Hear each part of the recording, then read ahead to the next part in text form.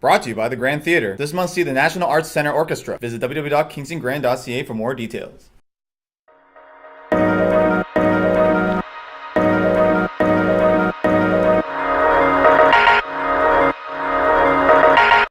It is easy to forget Canada's colonial past. We as settlers occupy a land that was not always ours in a new world that need not have been found. The development of our civilization has meant the destruction of the land and its indigenous people. Many may feel uncomfortable facing this fact, but only by acknowledging the damage our nation has done will we begin to give new meaning and narratives to our culture.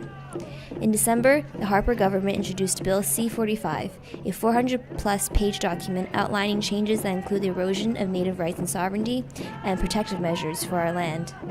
Indigenous and non-Indigenous folk alike now have banded together in hopes of positive change in a movement dubbed Idle No More. Queen's TV investigates. It's always struck me as funny since the movement started that it's called Idle No More, because anybody who has done any research into Canadian history knows that Indigenous communities have never been idle, right? They've always been struggling, they've always been extremely active. So one of the obstacles I think of is the idleness of settlers, the idleness of allies. And I think this is a moment where I think that non-Aboriginal Canadians and settlers have to be humble. They have to find a sense of humility where we can listen to Indigenous communities more, where we can make a commitment to understanding that we're part of a colonial process, whether we like it or not.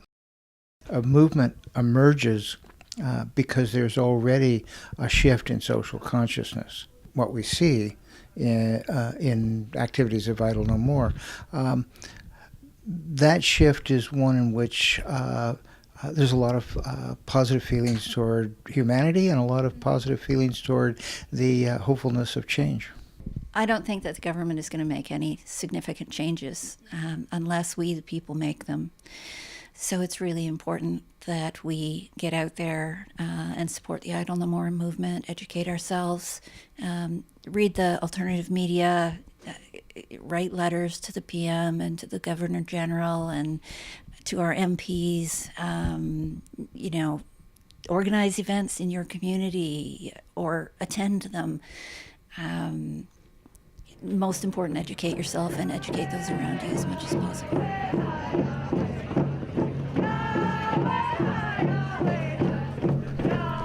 It is not simply the well-being of the Native people the movement is concerned about. It is the well-being of our land and our water, and consequently of every creature, including humans, that social movements largely demand. Only by working together can our nation produce positive change to unsettle the land and to ensure the prosperity of generations to come. The roots of apathy are really ignorance. Settlers a frame of mind. Assert your own personal power.